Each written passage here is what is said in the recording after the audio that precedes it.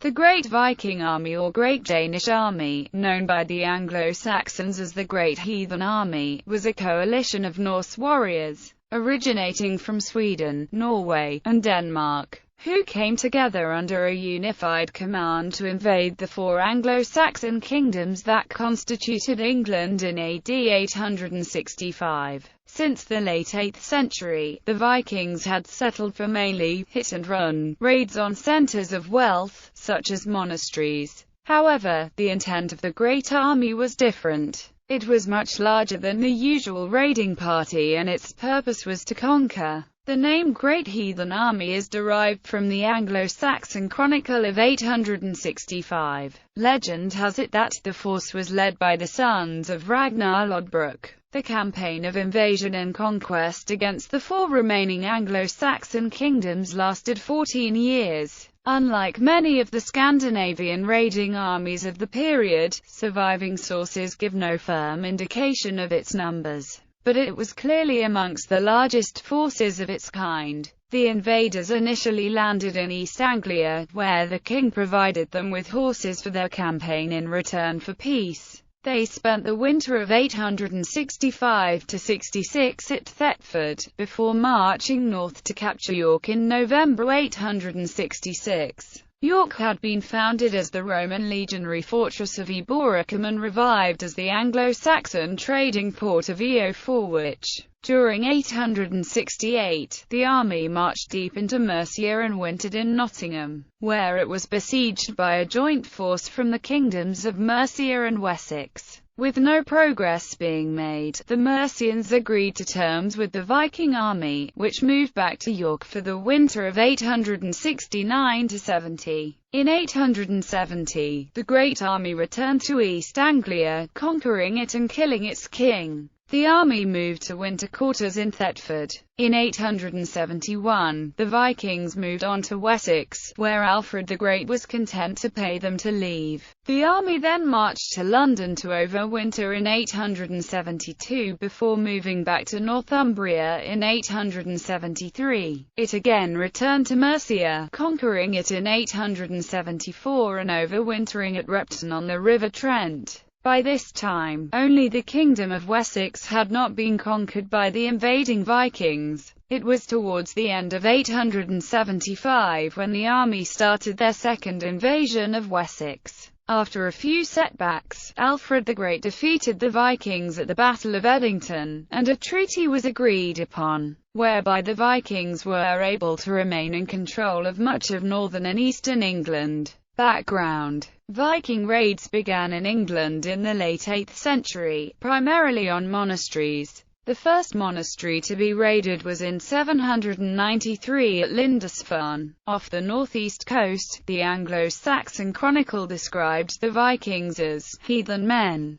Monasteries and minster churches were popular targets as they were wealthy and had valuable objects that were portable. The Anglo-Saxon Chronicle for the year 840 says that Ethelwulf of Wessex was defeated at Carhampton, Somerset, after 35 Viking ships had landed in the area. The Annals of St. Botine also reported the incident, stating, "The Northmen launched a major attack on the island of Britain. After a battle lasting 3 days, the Northmen emerged the winners, plundering, looting, slaughtering everywhere. They wielded power over the land at will." Despite this setback, Ethelwulf did have some success against the Vikings. The Anglo-Saxon Chronicle has repeated references during his reign of victories won by Ealdor men with the men of their shires. However, the raiding of England continued on and off until the 860s, when instead of raiding, the Vikings changed their tactics and sent a great army to invade England. This army was described by the Anglo-Saxon Chronicle as a Great Heathen Army. The size of the army: historians provide varying estimates for the size of the Great Heathen Army. According to the minimalist scholars, such as Pete Sawyer, the army may have been smaller than traditionally thought. Sawyer notes that the Anglo-Saxon Chronicle of 865 referred to the Viking force as a heathen army, or in Old English, heathen here. The Law Code of King Ine of Wessex, issued in about 694, provides a definition of here as an invading army or raiding party containing more than 35 men, thus differentiating between the term for the invading Viking army and the Anglo-Saxon army that was referred to as the Fyrd.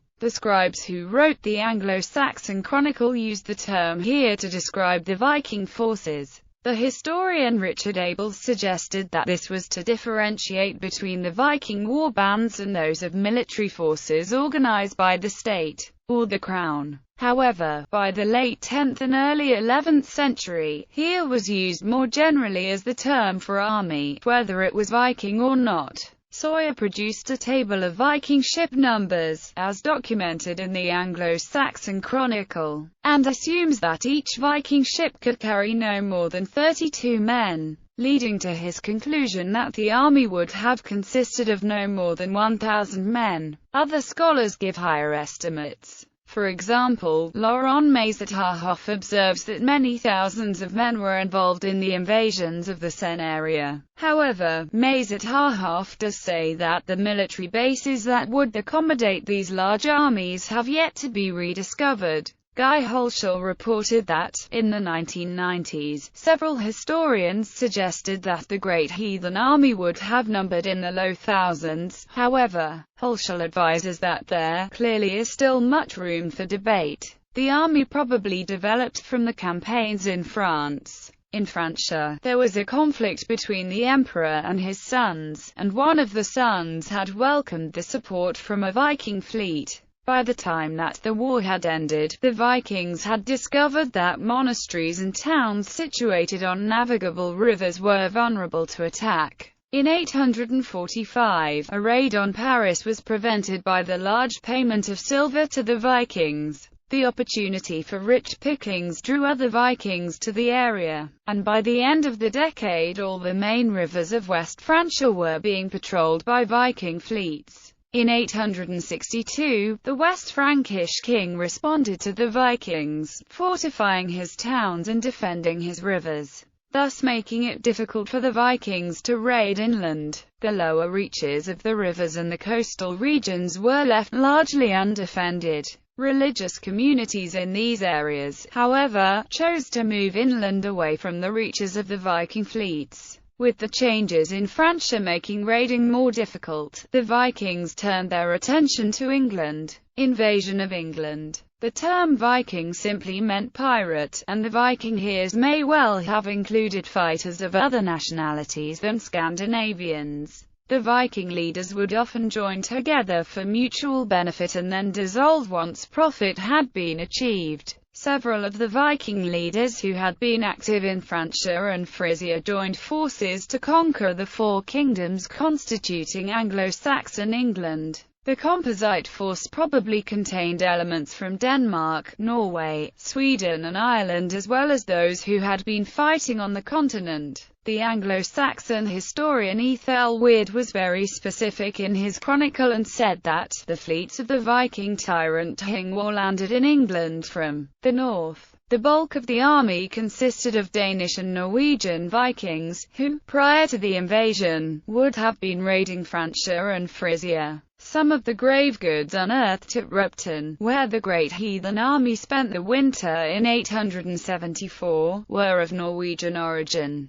indicating that part of the army was likely to have contained elements of Norwegian Vikings, who would have been operating in Britain, raiding and conquering lands around the Irish Sea. The Great Heathen Army would also have consisted of various independent bands, or lithes, coming together under a joint leadership. Legend has it that the united army was led by the three sons of Ragnar Lodbrok, Halfdan Ragnarsson, Ivar the Boneless, and Ubba. Norse sagas consider the invasion by the three brothers as a response to the death of their father at the hands of Aella of Northumbria in 865. But the historicity of this claim is uncertain. Start of the invasion, 865. In late 865, the Vikings landed in East Anglia and used it as a starting point for an invasion. The East Anglians made peace with the invaders by providing them with horses. The Vikings stayed in East Anglia for the winter before setting out for Northumbria towards the end of 866, establishing themselves at York. In 867, the Northumbrians paid them off, and the Viking army established a puppet leader in Northumbria before setting off for the Kingdom of Mercia, where in 867 they captured Nottingham. The King of Mercia requested help from the King of Wessex to help fight the Vikings. A combined army from Wessex and Mercia besieged the city of Nottingham with no clear result, so the Mercians settled on paying the Vikings off. The Vikings returned to Northumbria in autumn 868 and overwintered in York, staying there for most of 869. They returned to East Anglia and spent the winter of 869–70 at Thetford. There was no peace agreement between the East Anglians and the Vikings this time. When the local King Edmund fought against the invaders, he was captured and killed. In 871, the Great Summer Army arrived from Scandinavia, led by Bagshik. The reinforced Viking army turned its attention to Wessex, but the West Saxons, led by King Ethelred's brother Alfred, defeated them on 8 January 871 at the Battle of Ashdown, slaying Bagshik in the process. 3 months later, Ethelred died and was succeeded by Alfred, who brought the Vikings off to gain time. During 871–72, the Great Heathen Army wintered in London before returning to Northumbria. It seems that there had been a rebellion against the puppet ruler in Northumbria, so they returned to restore power. They then established their winter quarters for 872–73 at Torksey in the Kingdom of Lindsey. The Mercians again paid them off in return for peace, and at the end of 873 the Vikings took up winter quarters at Repton in Derbyshire. In 874, following their winter stay in Repton,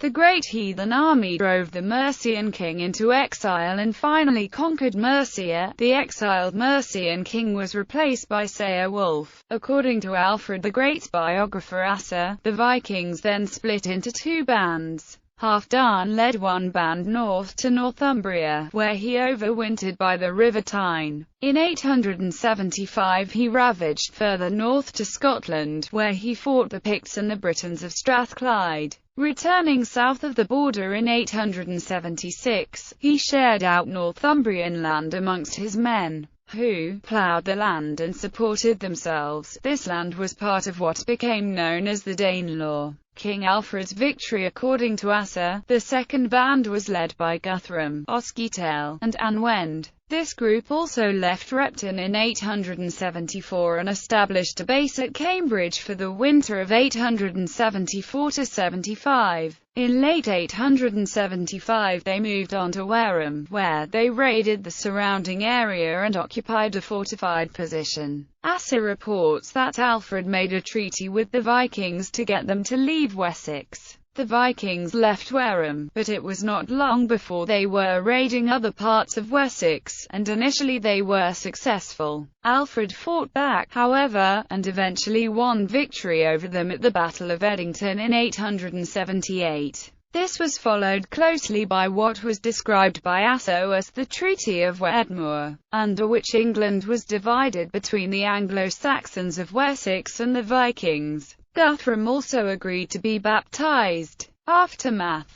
In late 878, Guthrum's band withdrew to Cirencester, in the Kingdom of Mercia. Then, probably in late 879, it moved to East Anglia, where Guthrum, who was also known by his baptismal name of Ethelstan, reigned as king until his death in 890. The part of the army that did not go with Guthrum mostly went on to more settled lives in Northumbria and York. Some may have settled in Mercia. Evidence for this is the presence of 2 Viking cemeteries in modern-day Derbyshire that are believed to be connected to the Great Army, at Repton and at Heathwood. Excavations at the Anglo-Saxon monastery of Repton in the heart of Mercia between 1974–88 found a D-shaped earthwork on the river bank, incorporated into the stone church. Burials of Viking type were made at the east end of the church.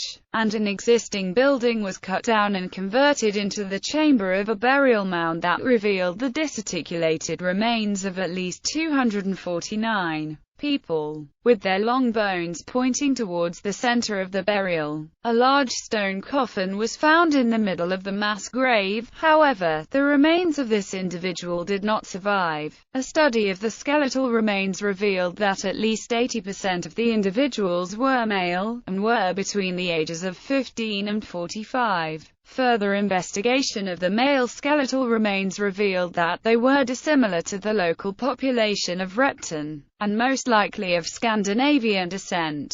In contrast, analysis of the female remains revealed that they were similar to the local population, suggesting an Anglo-Saxon lineage. It is possible that the people in the grave may have suffered some sort of epidemic when the army overwintered in Repton during 873–74, leading to the mass burial. The nearby cemetery at Heathwood Barrow Cemetery contains about 60 cremations. Finds of cremation sites in the British Isles are very rare, and this one probably was the war cemetery of the Great Heathen Army. In 878, a third Viking army gathered on the Thames. It seems they were partly discouraged by the defeat of Guthrum, but also Alfred's success against the Vikings coincided with a period of renewed weakness in Francia. The Frankish emperor, Charles the Bald, died in 877 and his son shortly after, precipitating a period of political instability of which the Vikings were quick to take advantage. The assembled Viking army on the Thames departed in 879 to begin new campaigns on the continent. The rampaging Viking army on the continent encouraged Alfred to protect his kingdom of Wessex. He built a navy, reorganized the army, and set up a system of fortified towns known as burhs. He mainly used old Roman cities for his burhs, as he was able to rebuild and reinforce their existing fortifications. Historically, every freeman in the land could be called out to protect the realm in times of trouble. However, the speed of Viking hit-and-run raids had been too quick for the local militias to act. So part of Alfred's reforms were to create a standing army that could react rapidly to attacks. The Anglo-Saxon rural population lived within a 24 km radius of each burh, so they were able to seek refuge when necessary. To maintain the burhs, as well as the standing army, Alfred set up a system of taxation and conscription that is recorded in a document now known as the Burghelhidage. By 896, the remains of the Danish army that had not gone to East Anglia or Northumbria found it difficult to make any progress in Alfred's fortified kingdom. So according to the Anglo-Saxon Chronicle, those that were penniless found themselves ships and went south across the sea to the Seine. As for Anglo-Saxon England, it had been torn apart by the invading Great Heathen Army, and the Vikings were now in control of northern and eastern England, while Alfred and his successors remained in control of Wessex.